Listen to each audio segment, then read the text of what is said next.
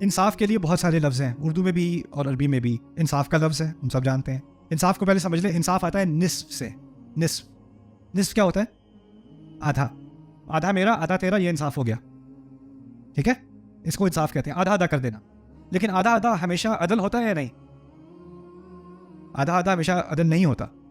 اگر کسی کا زیادہ حق ہو اس کو زیادہ دینا چاہیے، کسی کا کم حق ہو اس کو کم دینا چاہیے۔ لیکن انصاف کیا ہوتا ہے؟ اس کو اتنا جتنا اس کو دوں گا اتنا ہی اس کو دوں گا۔ اس قسم کے عدل کو انصاف کہا جاتا ہے۔ عدل کا لفظ اور ہے، اور اس کے مزید ایک اور لفظ ہے قسط۔ تو ان دو لفظوں کے بارے میں بات ہوگی، عدل کے بارے میں اور قسط کے بارے میں۔ اس کا بنیادی فرق اس طرح سمجھ لیں کہ عدل ہے عدالت سے، اور عدالت پرائیویٹ ہوتی ہے یا پبلک ہوتی ہے؟ کھلے عام جہاں عدل کیا جائے نا، کھلے عام انصاف ہو، اس کو عدل کہتے ہیں۔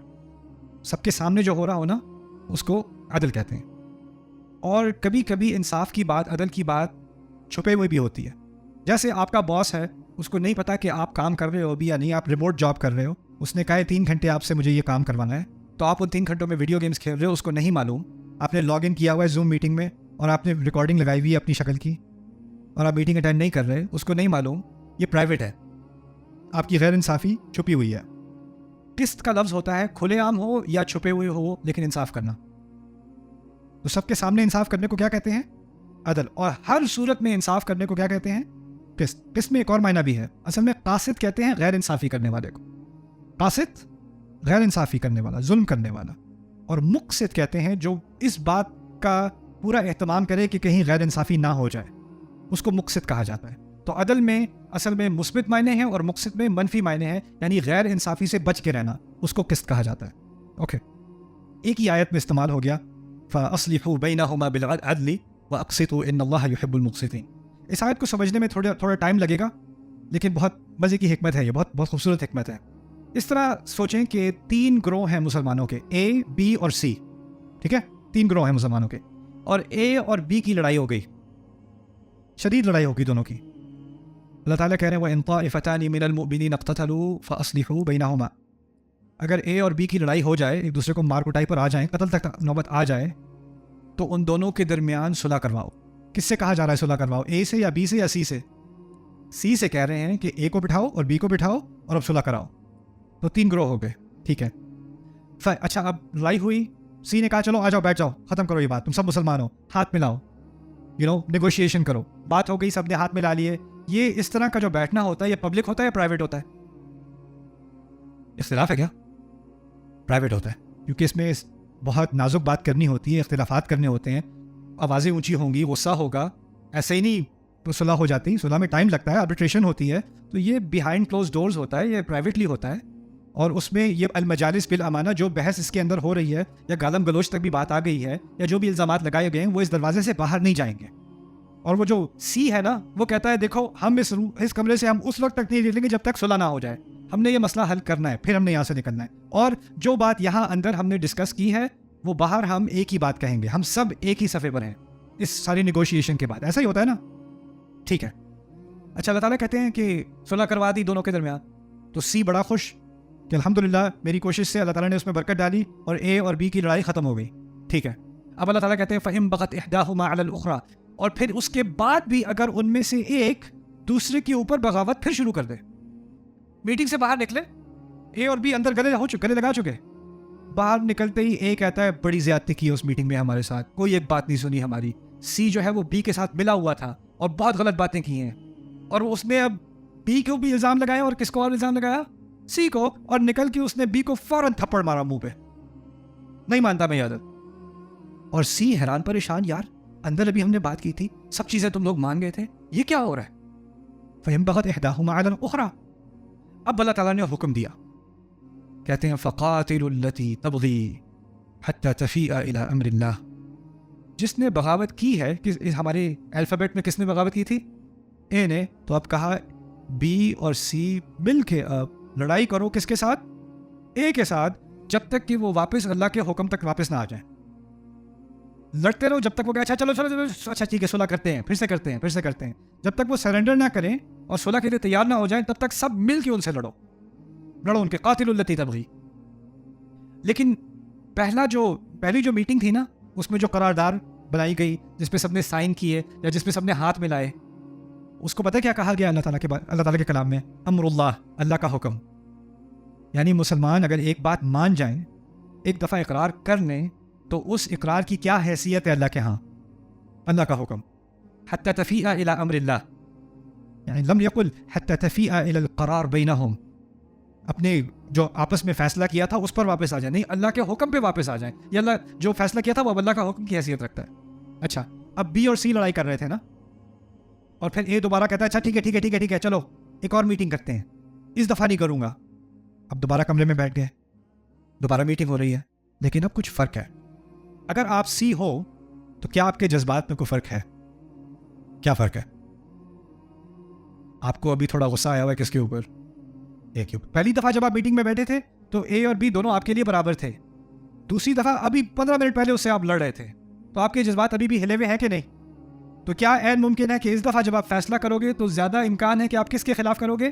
اے کے خلاف. اب اللہ تعالیٰ کی ہدایت سننا, کہتے ہیں فقاتلوا التی تبغی حتی تفیء الی امر اللہ فإن فاءت, اور اگر وہ واپس آ جائے دوبارہ کمرے کے اندر, فاصلحوا بینہما بالعدل, ان کے درمیان اب صلح کرنا عدل کے ساتھ.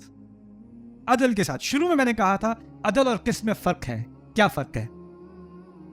عدل کیسے ہوتی ہے؟ کھلے عام ہوتی ہے.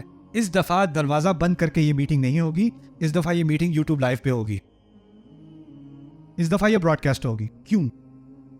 کیونکہ اس دفعہ جب ہوگی اور یہ باہر آ کر کہیں ہمارے ساتھ تو زیادتی ہوئی, یہ تو ہمارے خلاف تھے, ان کو ہم پہ غصہ تھا, یہ ہوا وہ ہوا, اب وہ سارے بہانوں کا دروازہ بند. کیسے؟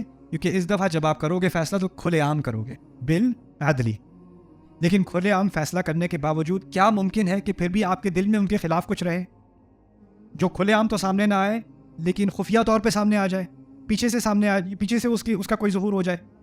تو اللہ تعالیٰ نے بالعدلی پر اکتفا نہیں کیا, وہاں تک بات مکمل نہیں کی, اس کے بعد کہا وَأَقْسِطُوا, اور پھر اس بات کا اہتمام کرنا کہ کھلے عام ہو یا خفیہ ہو, قسط ضرور کرنا. قسط کا کیا مطلب ہے؟ کھلے عام یا چھپا کر. یعنی اب کے بعد سے دل میں بات نہیں رکھنی, پیچھے سے سی کو تو غصہ ہے, اب سی اور بی بعد میں خفیہ میٹنگز کر رہے ہیں کے خلاف, اب کیونکہ پرانا والا غصہ یہ قسط کے خلاف ہے. وَأَقْسِطُوا إِنَّ اللَّهَ يُحِبُّ الْمُقْسِطِينَ, اللہ تعالیٰ قسط کرنے والوں سے, نا انصافی سے بچنے والوں سے محبت کرتا ہے. کیا پیاری حکمت ہے, اور اتنی بڑی عظیم جوڈیشل حکمت بس 2 الفاظ کے اختلاف سے, عدل اور قسط. سبحان اللہ, سبحان اللہ. میں قرآن پڑھنے سے پہلے میں فلسفی پڑھتا تھا, میرا شوق تھا فلسفی پڑھنے کا, لیگل تھیوری پڑھتا تھا, کمپیریٹیو ریلیجن پڑھتا تھا, کمپیریٹیو لٹریچر پڑھتا تھا. جب میں نے قرآن تھوڑی سی عربی سیکھی, اور پھر جو الفاظ کی دقت ہے نا, میں اس کورس میں مجھے زیادہ دلچسپی اس لیے بھی تھی, پہلے تو میں نے انگلش میں یہ کورس اس لیے کیا کہ انگلش میں ایسا کوئی مٹیریل تھا نہیں. قرآن کے ترجمے وغیرہ تو اویلیبل ہیں, اس کی کچھ کامنٹریز اویلیبل ہیں, لیکن اس طرح کا کام قرآن پر عربی زبان کے علاوہ اویلیبل نہیں ہے, عام طور پر اویلیبل نہیں ہے. اور پھر اب مجھے یہ موٹیویشن ہوئی کہ اردو میں بھی اس کام کو پیش کرنا چاہیے, کیونکہ ہمارے ہاں ماشاء اللہ تفاسیر تو بہت ہیں, اور ان سے میں نے بہت فائدہ بھی اٹھایا ہے اردو تفاسیر سے. لیکن اردو تفاسیر اور عرب تفاسیر میں ایک بنیادی فرق ہے, اور جو فائدہ مجھے اردو تفاسیر میں ملتا ہے وہ عرب تفاسیر میں نہیں ملتا, اور جو فائدہ مجھے عرب تفاسیر میں ملتا ہے وہ اردو تفاسیر میں نہیں ملتا. اس کے بارے میں ایک کامنٹ آپ کو دے دوں, پھر آپ کو میں اگلی بریک دیتا ہوں.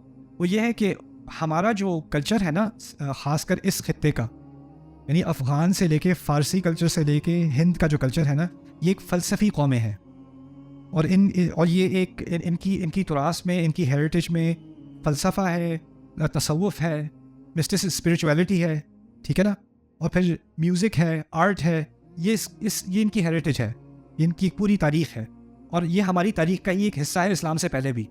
ٹھیک ہے, اسلام جب کسی نئی نسل کے پاس پہنچا نا, تو اس نسل کی پہلی کوئی جینیٹکس تھی, ان کی پہلی ایک طرح کی سوچ تھی, اور اس سوچ اور اس نظریے کے حساب سے جب انہوں نے قرآن کو پڑھنا شروع کیا تو ان کا لینز, ان کی لینز کوئی اور تھی, ان کو وہ چیزیں نظر آئیں جو عرب اپنے کلچر سے نہیں دیکھتے تھے. عرب کی ایک خاص لینز ہے, وہ اس لینز سے قرآن کو دیکھتے ہیں. فارس کی ایک خاص لینز ہے, اہل فارس خاص لینز سے قرآن کو دیکھتے ہیں. افریقی لینز اور ہے, یہاں کی لینز, ہمارے اس خطے کی لینز اور ہے. تو میں نے پہلے جائزہ لیا کہ ہماری تفاسیر میں جو فلسفی حکمت ہے نا, میں نے کبھی عربی تفاسیر میں نہیں پڑھی, اور جو اجمالی بات ہماری تفاسیر میں ہوتی ہے میں نے کہیں اور نہیں پڑھی. اور جیسے قرآن کی بنیاد پر فکر کی تعمیر کرنا, ایک پوری باقاعدہ محکم فکر کی تعمیر کرنا, وہ عرب تفاسیر میں نہیں ہے. اس کو اس طرح سمجھ لیں کہ کوئی ہیلی کاپٹر سے کسی وادی کے اوپر گزر رہا ہو نا, جیسے ہرنو ہے یا ہنزا ویلی ہے, وہ ہیلی کاپٹر سے کوئی گزر رہا ہے تو اس کو پورا منظر نظر آتا ہے, دور سے اس کو ایک پورا ویو نظر آ رہا ہے. اردو تفاسیر میں نے یہ پورا ویو مجھے زیادہ نظر آیا, چاہے وہ ابوالکلام آزاد رحمہ اللہ کی بات ہو, یا وہ مولانا مودودی کی ہو, یا پھر ہماری جو اور تفاسیر امین احسن اصلاحی صاحب کی ہوں, یا انوار البیان ہو, اور ہو جو بھی تفاسیر میں نے اردو میں پڑھی ہیں, ان میں مجھے یہ ایک مشترک چیز نظر آئی. لیکن عرب کے ہاں اس طرح سمجھ لیں کہ کوئی وہ کیمراز ہوتے ہیں نا جن میں زوم لینز ہوتی ہے, وہ کوئی ایک پھول پہ جا کے وہ ایسے زوم کرے کہ اس پھول کی باریک ترین شاخیں آپ کو ایک ایک پیٹر کی نظر آئے, پھر وہ اس کی فوٹو کھینچتا ہے. تو ایک فوٹوگرافر ہے وہ پوری وادی کی فوٹو کھینچ رہا ہے بہت خوبصورت سی, اور ایک فوٹوگرافر ہے وہ جو ایک ایک پھل کے ایک ایک پتے کی تصویر کھینچ رہا ہے. یہ فرق ہے میرے نزدیک عرب تفاسیر میں اور ہماری تفاسیر میں. تو یہ کہنا کہ یہ اس سے بہتر ہے یا وہ اس سے بہتر ہے یہ غلط ہے. ان کا کلچر ایسا تھا, وہ ایک ایک باریک چیز پر ان کی نظر ہوتی تھی. لیکن اگر آپ ہمیشہ زوم ان کرتے رہو گے نا تو کیا ہوگا, آپ کو اس بات کا خیال نہیں رہے گا کہ آپ کس وادی میں ہو. اور اگر آپ باہر سے وادی کی بات کرتے رہو گے تو کس بات کا لحاظ نہیں رہے گا کہ اس کے اندر کیا کیا چھوٹے چھوٹے موتی, کیا کیا خوبصورت چیزیں پائی جاتی ہیں. جیسے مائکرو ویو میکرو ویو ہے نا. تو میں چاہتا ہوں اب کہ یہ دنیایں ایک دوسرے کے ساتھ ملیں اور ہمیں ان دونوں کا ذائقہ حاصل کرنے کا موقع ملے, خاص کر قرآن کے حساب سے. تو اب اس سیمینار میں ابھی تک آپ نے نوٹ کیا ہوگا ہم ایک مائکرو ویو لے رہے ہیں, ایک لفظ پہ فوکس کر رہے ہیں, ایک چھوٹے سے تقابل پہ فوکس کر رہے ہیں, کیونکہ اس پر انہوں نے بہت اہتمام کیا, بہت زیادہ فوکس کیا, اور اس سے میرے نزدیک تو اس میں بہت حکمت ہے, بہت فائدہ ہے, اور اس کو میں ہائی لائٹ کرنا چاہ رہا ہوں. اوکے, اعوذ باللہ من الشیطان الرجیم. وَإِلَىٰ مَدْيَنَ أَخَاهُمْ شُعَيْبًا, مدین کی طرف ان کا بھائی شعیب, ان کے بھائی شعیب کو بھیجا گیا. کبھی کبھار قرآن نے انبیاء کے بارے میں جب ان کو ان کی قوم کی طرف بھیجا گیا تھا تو بھائی کا لفظ استعمال کیا ہے.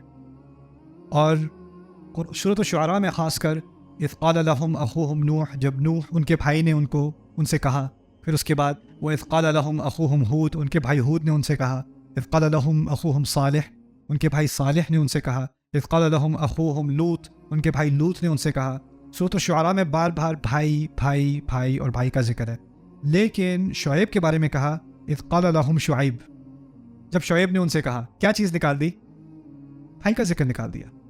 عجیب بات یہ ہے کہ شعیب علیہ السلام کو دو قوموں کی طرف بھیجا گیا تھا, ایک ہے مدین اور ایک ہے اصحاب الایکہ. اور مدین کی قوم سے وہ تھے لیکن اصحاب الایکہ سے وہ نہیں تھے. تو ایک مقام پر اور مقام پر شروع میں آپ دیکھیں گے سورۃ الاعراف میں, ہود میں, عنکبوت میں اللہ تعالیٰ کہہ رہے ہیں ہم نے ان کو مدین کو ان کے بھائی شعیب سے, اور مدین کی طرف ان کا بھائی شعیب بھیجا, الی مدین اخاہم شعیبا. لیکن جہاں ایک مقام پر اصحاب الایکہ کا ذکر آیا, کیونکہ وہ اوریجنلی اصحاب الایکہ سے نہیں ہیں, تو وہاں باریک دقت الاستعمال, وہاں سے اخوہم نکال کے اذ قال لهم شعیب الا تتقون.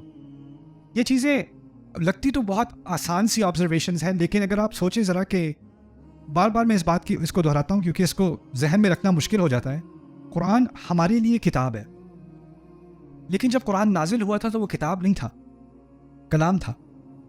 اور کلام کے بارے میں کچھ چیزیں میں نے شروع میں مجھے کہنی چاہیے تھی, میں کہہ نہیں سکا, ابھی میں آپ کے سامنے پیش کر دوں تاکہ ان چیزوں کا آپ کو احساس ہو کہ ہم کیا چیز سیکھ رہے ہیں. ابھی بات کرنے میں اور کتاب لکھنے میں, بات کرنے میں اور لکھنے میں بہت فرق ہے.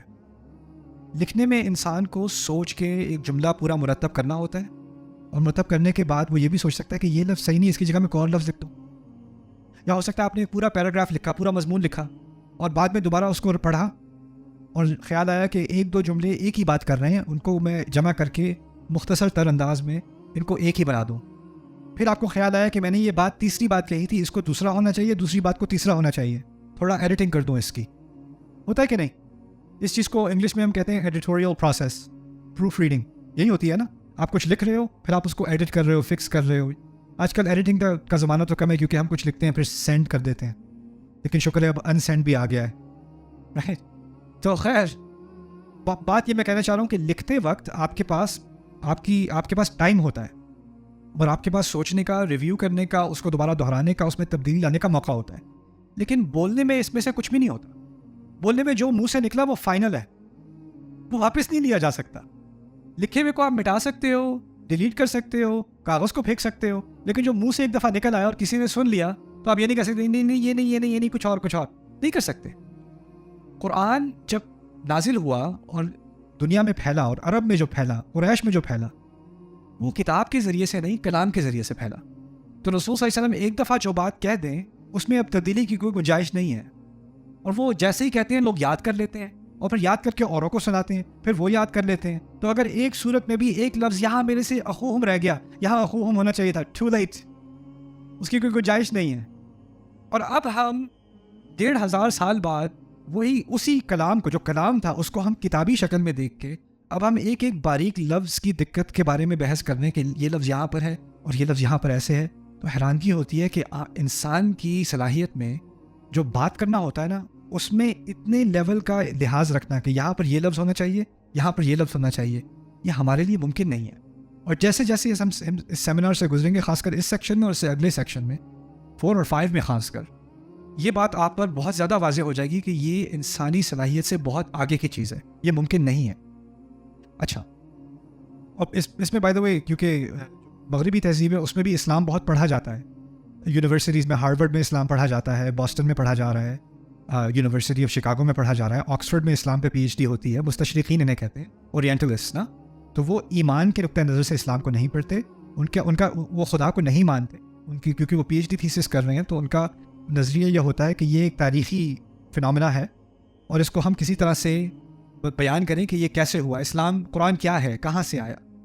تو مختلف قسم کے وہ تھیسس پیش کرتے ہیں. ان میں سے کوئی کہتا ہے کہ قرآن جو ہے یہ بہت سارے لوگوں نے مل کر اس کو جمع کر کے اور اس کو ایک کتابی شکل دی، وہ اس میں پورا وہ PhD تھیسس لکھ دے گا، اس کو ڈگری بھی مل جائے گی.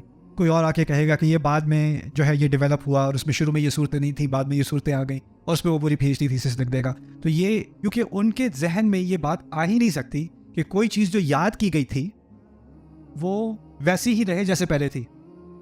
اور یہ ان کے ذہن میں اس لیے نہیں ہے کہ اگر فرض کریں، میں اس گیم کو امریکہ میں ٹیلی فون کہتے ہیں، اگر میں آپ کے کان میں چپکے سے کچھ کہہ دوں اور میں آپ سے کہوں آپ چپکے سے ان کے کان میں کہہ دیں، اور آپ ان کے کان میں کہہ دیں، اور آپ ان کے کان میں کہہ دیں، اور اس طرح ہم پورے کراؤڈ سے گزر کے آخری بندے سے میں پوچھوں بھئی کیا کہا تھا، تو کیا ہونا ہے. میں نے بچوں کے ساتھ کئی دفعہ یہ ایکسپیریمنٹ کیا ہے. میں نے ایک پہلے بچے سے کہا تھا باب پنچڈ جو، باب نے جو کو مکہ مارا.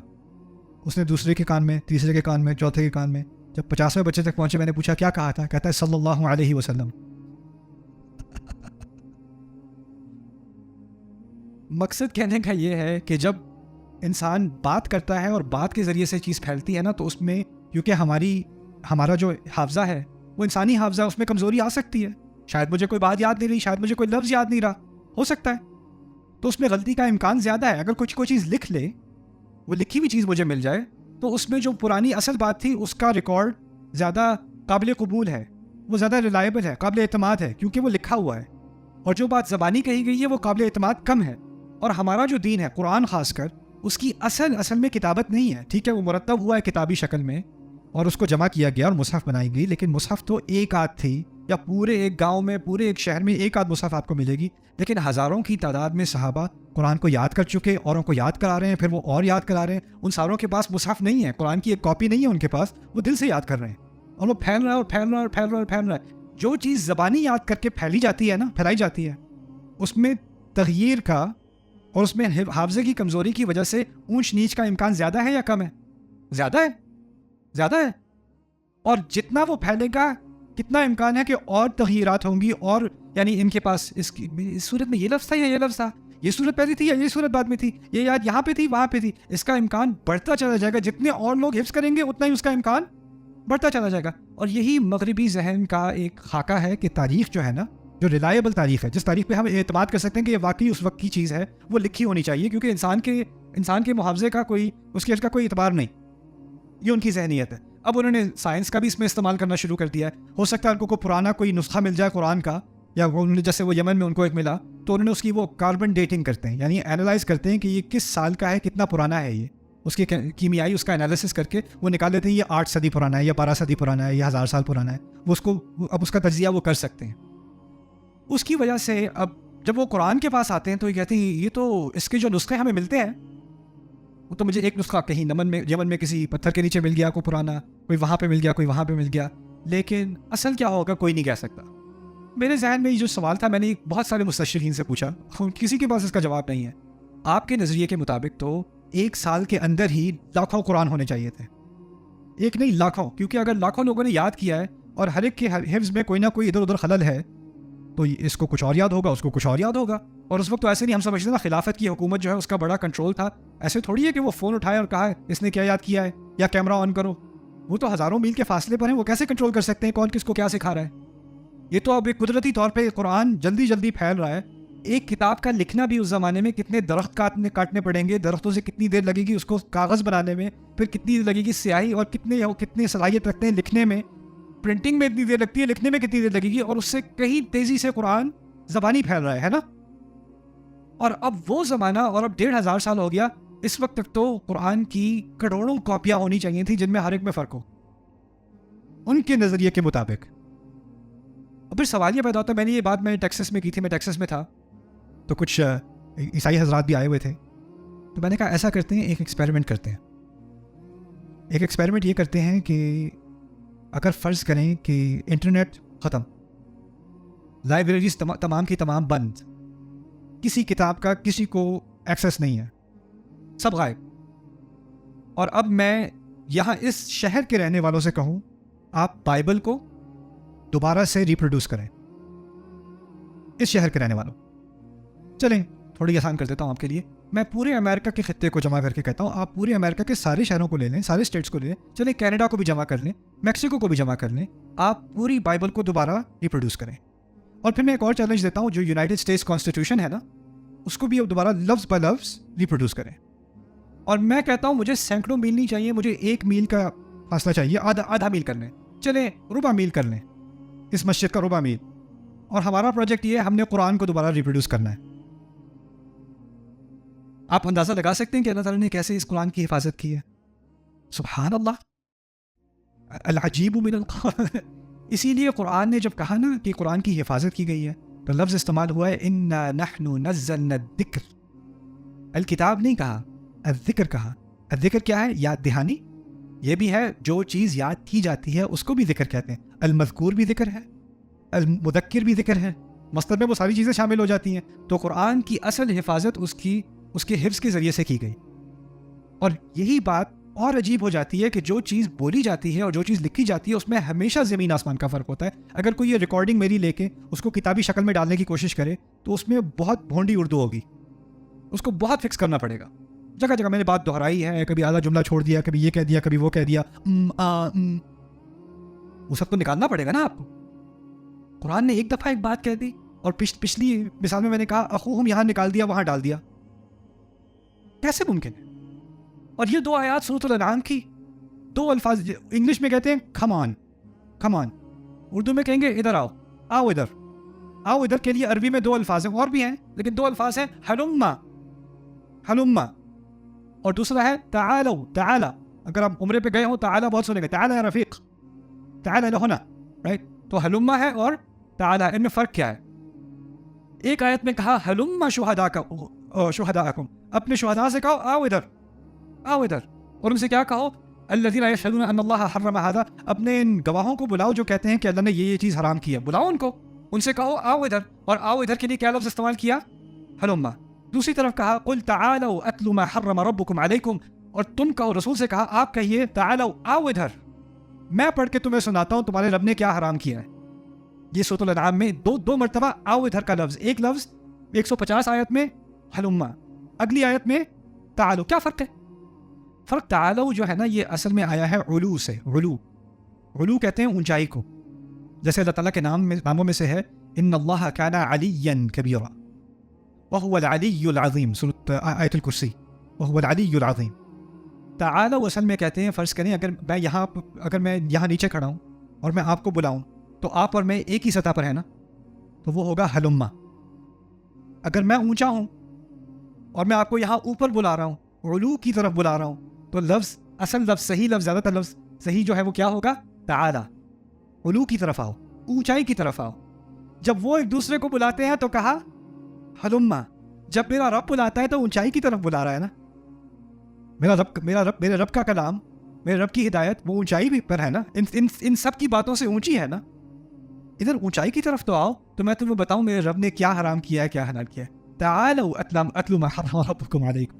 سبحان اللہ.